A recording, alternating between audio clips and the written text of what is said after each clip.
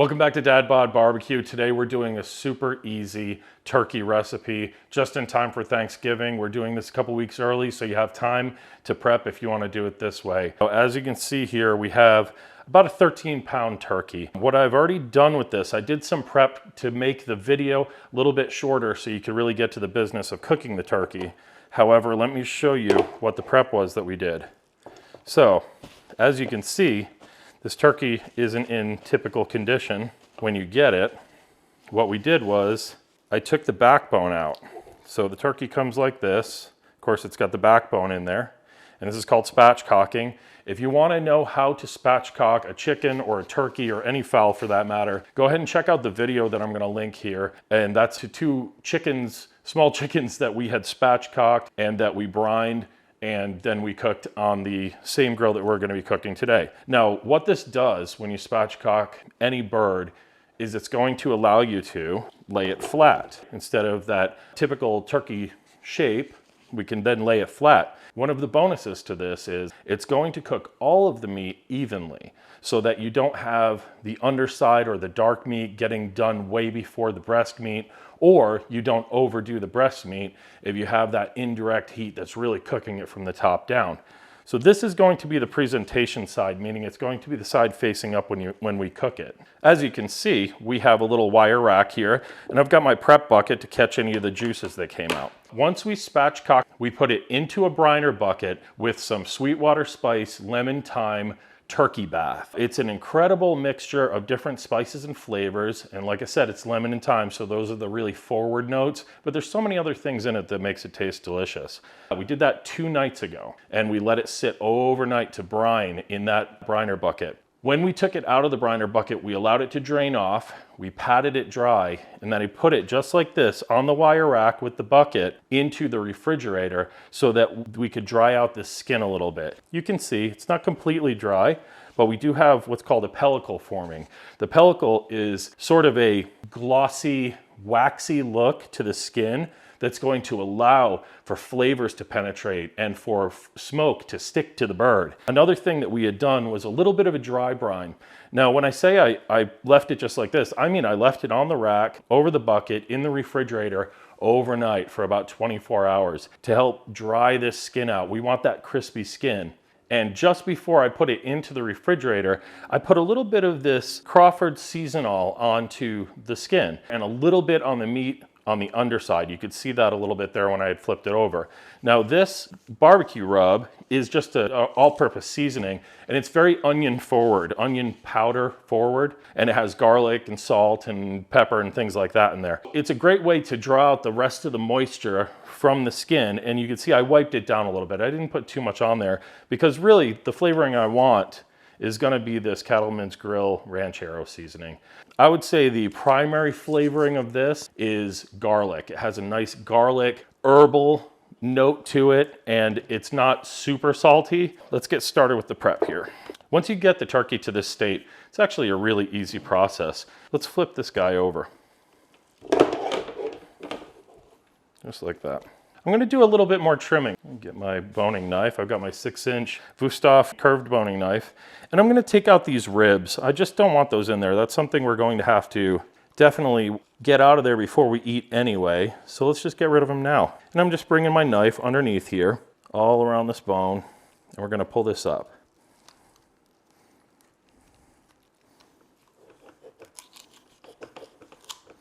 There we go. We don't want to get too much of the meat. I'm just trying to get this bone off of here. And all this loose junk, we can get going of all that. You can see we just separated those thighs. There we go. Any of this kind of stuff, the gristly junk, try and clean that out. It's going to make for a neater presentation, and nobody wants to eat this anyway. You can take these bones off, but I'm going to leave them on here for right now. It's not a big deal. I'm just in here to get these ribs out. And you can see just getting rid of all that extra connective tissue and coming right through, just like that. Now that we're in this state, you can see I took out that real nasty big piece of skin, and you can see that the thighs, this is the leg and the thigh, this is the thigh, this is the turkey leg, and they've sort of separated apart now. They're laying nice and flat. Another thing that we did when we spatchcocked was we had to split this breastbone right here. See this split right here? When we took out that backbone, we tried to lay it open. And when you try to lay it open, the only thing that's really providing any more resistance is this breastbone. So I just took some kitchen shears and I split it right down there. Again, that's covered in my spatchcock chicken video, and you can check that out. Now, last thing I'm gonna do, I don't wanna do too much work to this, but I'm gonna turn this around. And what we've got here is the wishbone. Now, a lot of people like the wishbone after they cook their turkey and they want to split it for good luck and all that. I'm not too worried about that right now. So I'm just going to go ahead and take it out. You can see the two sides of the wishbone are here and underneath here. So I'm going to cut off this connective tissue. It's worthless anyway. It's just in the way. And I'm going to get rid of that. And then I'm going to find the bone and I'm going to slide my knife right down the side of it without catching the meat. Like that. Whoops. Like, like that. And then I'm going to bring it out just like that. So see how there's the bone in here? Then I'm going to follow this right back as it comes in. I'm going to do the same to the other side. Just like, whoop. There's the bone. Try and pop it out. Come down. Poop. Follow it in. And then this is kind of the tricky part. And it really helps if you have a nice paper towel to grab onto these bones. Because with the paper towel, it provides a lot of extra grip. You can twist it, you can pull it, but really what you want to do is you want to get your knife down there and work it out. Ah, there we go. Okay, and one more slice should do it. If I can grab it, there we go. Yep, all right. Broke the bone, but that's okay. We got the wishbone out. So why did we remove the wishbone? Let me show you.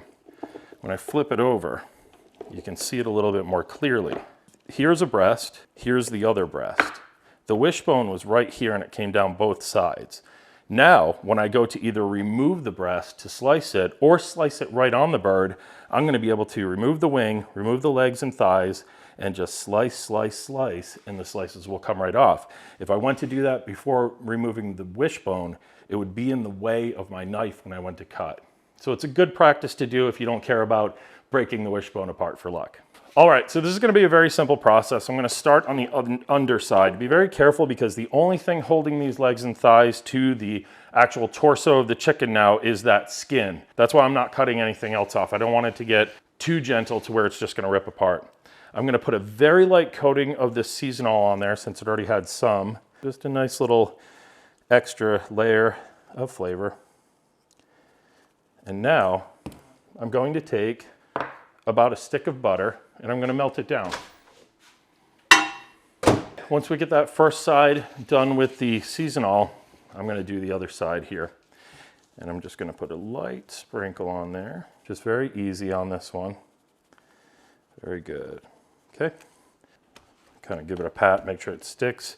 With that pellicle, it gets real sticky, so it usually just sticks right to it. No need for a binder. And you can see it's still extruding a little bit of liquid.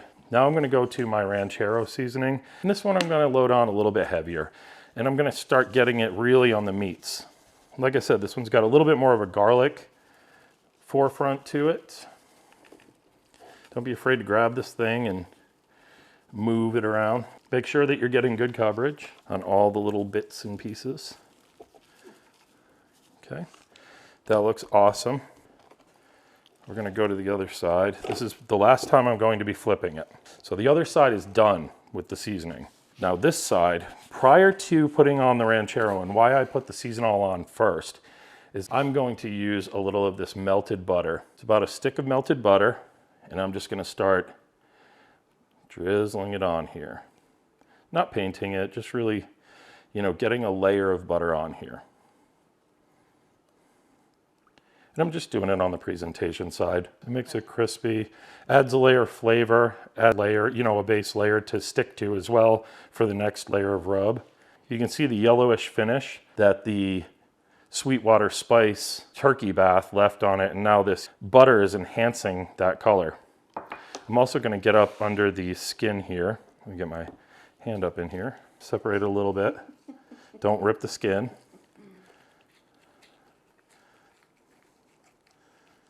Good. Just kind of separating it a bit. Just Just want to get all those flavors in here. What I'm going to do here, I'm going to bring this up a bit, but I'm going to see those the breast meat here. You can really get it in exposure in there. So I'm just going to dump a little butter on each side, and I'm going to use my hands to get it in there. That'll help braise those turkey breasts. And now, same deal, ranchero. Loading it on, pretty good. This stuff has, yeah, we're gonna use the rest of this. This rub has such a great flavor for poultry. It really was designed for chicken and turkey. And don't forget, get under on those breasts, under the skin. Get under the hood. Now check this out. See how right now we have these thighs exposed? It's pretty simple. You can fold them over like such and kind of tuck them in presentation-wise. And we have the added bonus of seeing that we didn't get enough ranchero on here. So let's reapply.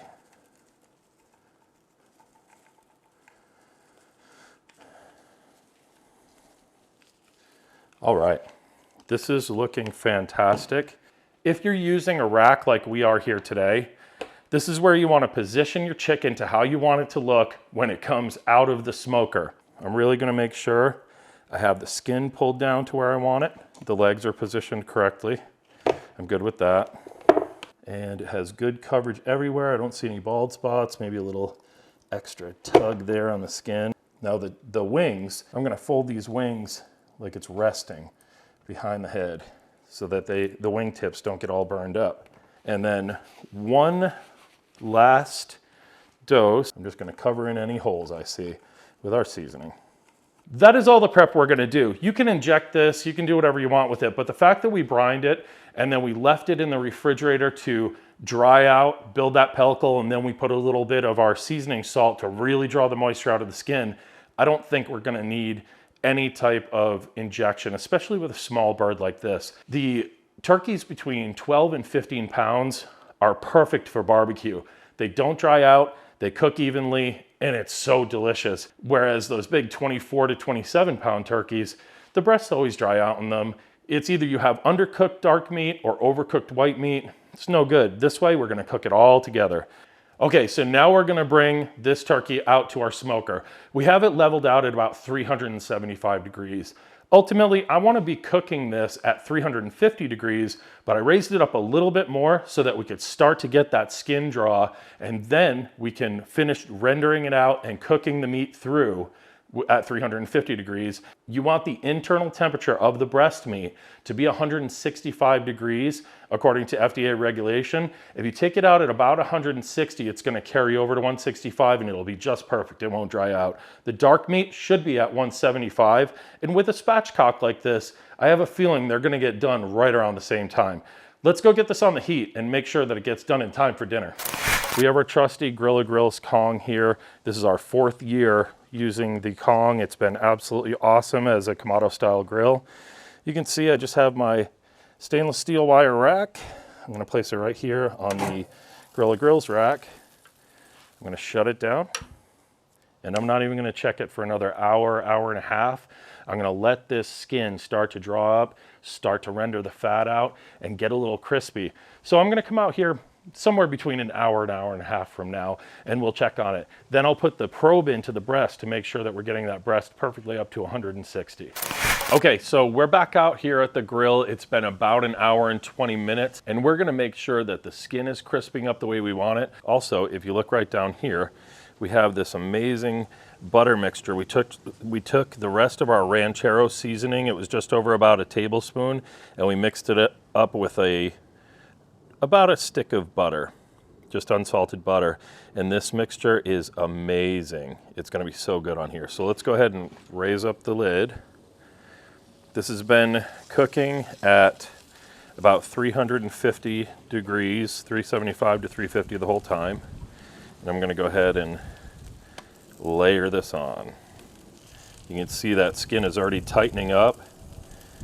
Everything is getting nice and crisp.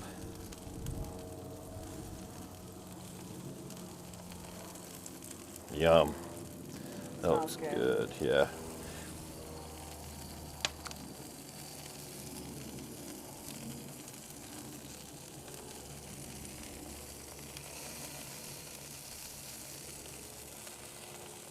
eat the bones for good measure.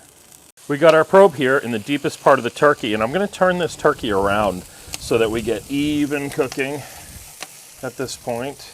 We don't have much further to go, to be honest. This baby, because it's a smaller turkey and we let it come up to room temp, it's cooking up nicely. I'm going to shut this down, and as you can see, we have our turkey is at about 147 right there in the breast right now. We've only got less than an hour to go on this turkey cook. I'm keeping it right at around 350 degrees, and it's really gonna finish up in this part of the cook. I wanna keep an eye on it. I'm gonna come back out in about 25 to 30 minutes, make sure that that skin is staying crisp, but not getting over crisped. I don't want it to turn dark brown or burned. So I'm gonna check on that and make sure it's good. But I think with that rotation and the extra butter that we put on there, it's gonna be perfect. So let's monitor it. We're gonna keep it at 350. Back in 30 minutes to check on it. Okay, so we're up to temp. If you see right here, we're at about 162. It's a little bit more than I wanted to get to, but it's time to take this off. With my Thermapen, I've already temped out the other side of the breast, and everything is looking really good. All right, let's take that out. And I'm wearing heat-proof gloves here, so I can just transfer it right there. Perfect fit. All right, let's close this down and bring it inside. We got this turkey off of the grill. Now I wanted to cover a few things about the grill, and let me know if you want a video on how to start a Kamado style grill, how to bring it up to temperature, and how to keep it at a temperature. I'd like to do a video on the how-to of that, but I don't know if people want to see that. Let me know if you want to see that. This turkey, however, we smoked with, we were using a mesquite lump charcoal as our base, and then we were also using some pecan wood, about 1 3-inch chunk, 3-inch by 3-inch chunk, and then we had a few smaller chunks of cherry wood in there, which attributes to the darker mahogany color that you see on this turkey. And it smells incredible. It's looking great. Everything came up to temp. One of the sides of the breast was a little more well done than the other, so I had to keep the other side going until it reached 160. It actually went up to about 162, and it's resting right now. You can see right here, just resting. It's redistributing all of those juices, and it's gonna be absolutely delicious when we go to carve into it. But before we do that, I wanna talk about gravy. Now at the top of this video, I mentioned that this is an easy turkey recipe. We're spatchcocking it to cook it quicker and more evenly, but also we're not gonna spend all the time that you would traditionally spend making your own stock out of the other turkey parts. You can do that, absolutely. There's tons of instructions, and I'm sure at some point in the future we're going to do that as well. But today I wanted to make this an easy one because I think a lot of people are looking for easy solutions for the holidays to make really great meals. So I'm going to make a gravy out of Better Than Bouillon. It's an awesome product, and this one we're using a chicken base. They do have a turkey base one as well. This is the roasted chicken Better Than Bouillon, and I have 2.5 tablespoons of that right here. I'm gonna be utilizing that here in a minute. But first, we're gonna make a cornstarch slurry. In case anybody doesn't know what a cornstarch slurry is it's using cornstarch, mixing it with cool water, and you make this liquid, this pasty liquid, that is a thickening agent for your gravies, or for anything for that matter. Anything liquidy that you wanna thicken up, you can either reduce it, which will definitely make the flavors more pronounced. It's going to concentrate all those flavors, or you can kind of cheat and use a cornstarch slurry, and it works like magic. It's incredible. And then the final ingredient that we have that we're going to be adding into this gravy is just some black coarse ground pepper, and I'm just going to be adding that into taste. So first and foremost, let's get our slurry started. I want to mix this as I'm incorporating the cornstarch. Oh, that was a big one. So what I have here is a 1/2 cup of water and a 1/3 cup of cornstarch.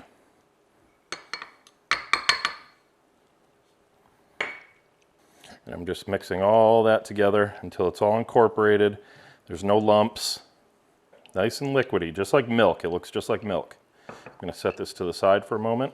So what you can see here is we have brought 4 cups of filtered water up to boil, and we are going to incorporate that 2.5 tablespoons of Better Than Bouillon base. This is, again, the chicken base. We're gonna put this right here into the boiling water. This stuff is a flavor bomb, super good. All right, I'll get the rest off of here. And I am going to whisk this together.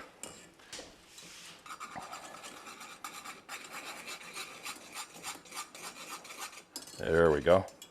Once you have it to this consistency and it's nice and mixed together, and all of that bouillon base is incorporated with your boiling water, the next step is to start adding your cornstarch slurry. I'm going to bring this down to about a medium-low simmer at this point. And I'm going to put in about half right off the bat, because I know I want thick, delicious gravy.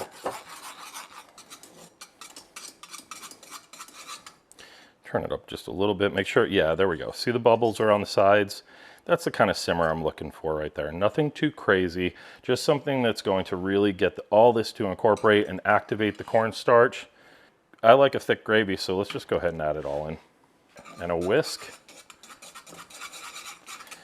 And let's add a little pepper. Pinch or two, boop. Should be just about enough. And you can see how thick it's getting already.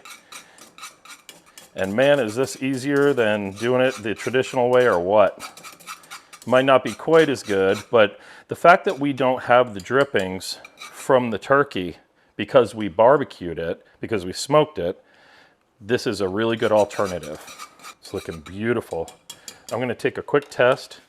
First of all, you want it to coat the back of a spoon.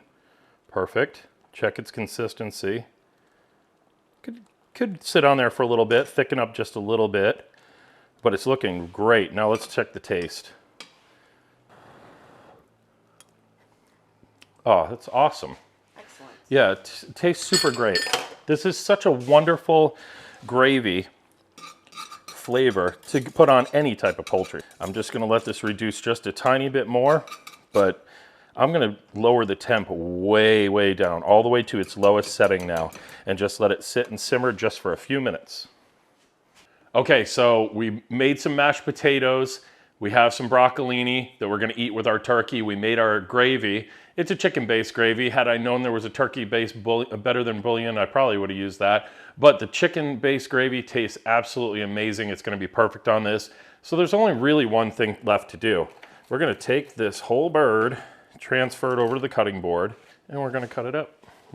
So when you're slicing a big piece of meat or a turkey or something like that, you wanna have the proper tools. You wanna have something that hangs on to whatever meat you're cooking, and you want the right knife. There's so many different types of knives. Let me show you here. Here's a 10-inch chef's knife. You can see it has a much thicker blade than this is a carving knife or a slicing knife. Here is a 6-inch chef's knife, and you can see the difference, the clear difference here. And then there's so many different other types. There's steak knives, there's boning knives. Make sure you're using the right tool for the job. This slicing knife is perfect. It's an 8-inch thin-bladed German steel knife, and it's perfect for doing something just like this. So we're gonna wanna deconstruct this turkey. First thing I'm gonna do, and the easiest part of this, is removing these legs and thighs. You can see, because we spatchcocked it, it's only hanging on by that skin. I'm literally just going to run this knife right around. There's a leg and thigh. I'm gonna do the same to the other side. Right around. And there is the other leg. What's left on here now? Now we have a breast, a wing, and a wing. So let's take off these wings. This one's a little bit more tricky. Now, if you see right here, there's sort of a fold right there. The wing, because we folded it back, has the end tip. This is the flapper, and then this is the drummy part. We want to get in here. We're going to cut right in here, right around, and this is the breast. We don't really want to cut a big part of the breast out too much, but once we get in here and make a slot, we can pull this and pop it until the joint comes loose. Okay? Once the joint comes loose, we can grab our knife and finish going along that seam, which is right here. See the joint? So we cut right through that. We'll put one wing over here. Let's get this other wing off of here. And basically I'm just trying to guide it so when we pop that knuckle, the meat is already separated. So right in here, you're gonna hear that pop right there, and that's the knuckle right there. So you wanna take your knife inside here and cut it right around. Just like that. Boom. There's another wing. Now we're down to just the 2 breasts.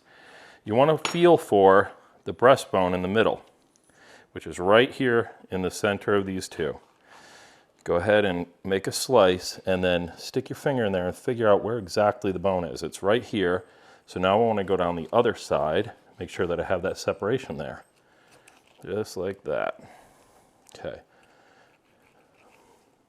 What I'm going to do is ride that center bone right down to the bottom. Okay? And you can see it pulls right apart. Then I can follow the back side, slice through there, and boom. We have a turkey breast. Now there's going to be a layer of bones right here on the backside. What you can do is grab it, make sure you don't tear the meat apart, and it should come right out like that. You can take these little bits. These are delicious. These are chef's bits. So good. Wow. And then as I was saying earlier, you can cut this right off of here if you'd like to. But what I'm going to do is, since we separated this breast, I'm going to show you how we're going to go ahead and slice this now. All right, so to slice this, I want kind of thicker, shorter pieces. So I'm going to go across this way. Have something to hold it, and make sure you have a nice sharp knife and go right through. Like that.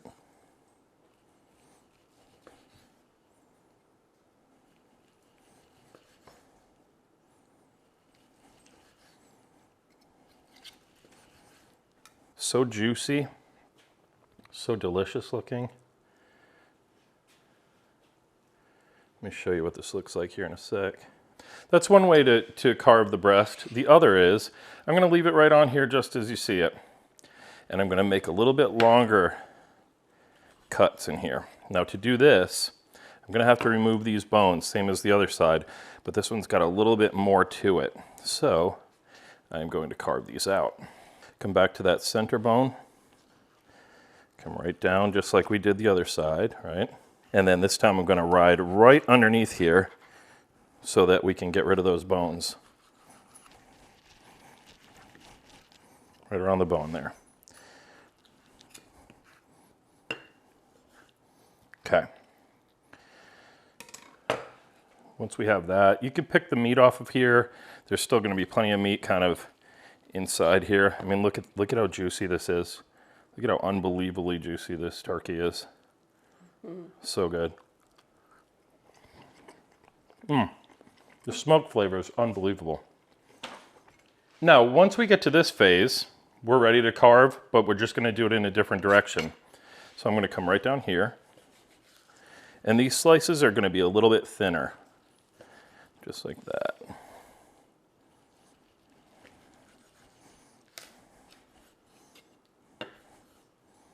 Make sure we're keeping that delicious skin on there. You can hear the crispiness of it. Oh man, these slices are looking amazing. This will probably be the last one I can get off of here because they're so long. And then I'm going to chunk this out for anyone that wants kind of chunkier pieces. Maybe mix it in with their potatoes. I always love doing that. Not everyone's a food combiner, but I am. I love combining all the stuff on my plate and making one big like casserole concoction out of. Okay, now that we have that. The last thing I'm gonna do before we plate this up and actually eat it is show you how we're gonna separate the drumstick from the thigh now. So this is obviously the thigh part, this is the drumstick. We can come right through here, right where the joint is. Same concept, you wanna come around the other side, same deal. Get as much separation as you can first, and then if you look right in here, as you bend, there should be a pop, and there's the knuckle. You take your knife, come right under that knuckle, because there's a little tendon in there. just like that, and then straight through. There is your turkey leg, and here is your turkey thigh.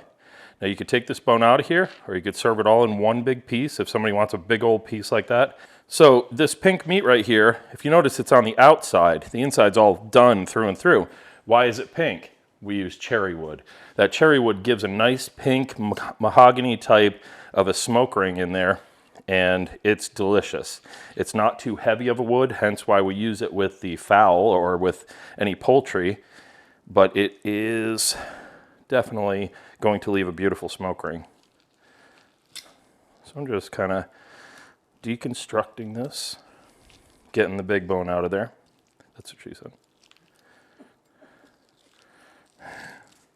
There we go. All right, and now that we have this deboned, I'm just going to chunk it out.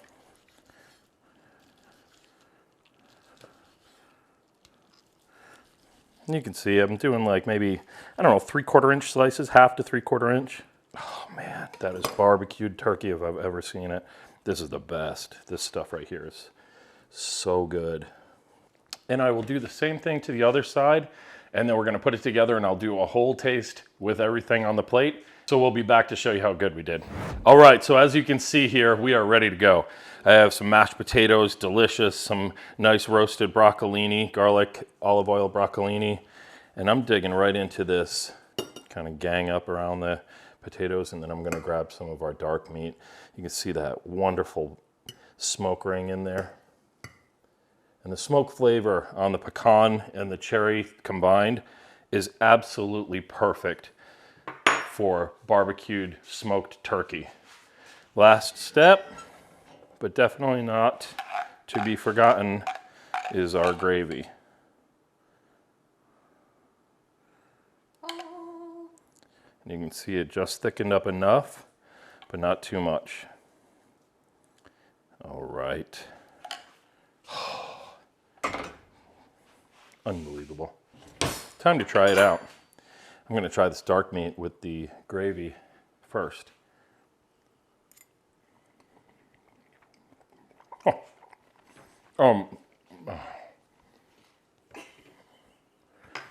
It's stupid good. The dark meat is nice and silky and velvety, loaded with flavor. You can taste the rubs on there. You can taste that lemon thyme marinade, and then that extra drizzle of the gravy just absolutely puts it over the top. But the real trick is, can you get delicious dark meat and a juicy, delicious white meat off the breast? So let's go to one of our little chunks down here. And let's go ahead and carve off a little piece.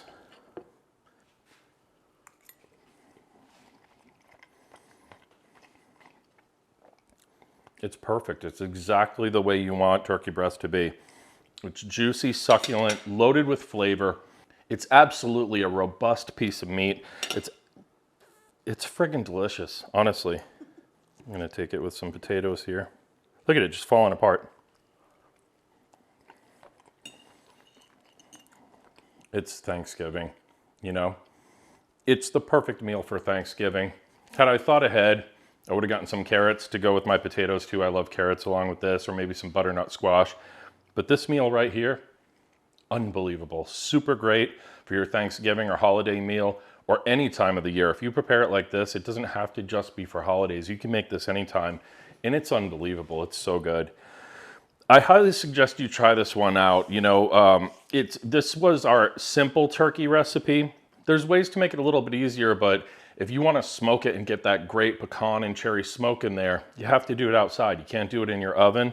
And the spatchcocking really helps with cooking that bird through without drying out your turkey breast. So definitely try this out. Simple to do. You can do it. If you plan ahead, you can do it very easily and very quickly. And you're going to blow people away with this turkey. It just tastes better than oven cooked turkey. I don't know a better way to say it. You can inject, you can brine, you can dry brine, wet brine. You can do all kinds of things to these turkeys. But this way, I just don't think the taste can be beat. It's so delicious. Maybe an injection might enhance it a tiny bit, but it's not needed. If you do it just like this, you're going to be really pleased. So check it out, try it out, subscribe, like, all that stuff, ring the bell, whatever. Thanks for watching. Oh, also, quit whining about me swearing in the avocado lime dip video. It's ridiculous. We're all adults. I don't work for you. If I say some swear words, deal with it. Or don't watch. I don't care. See ya.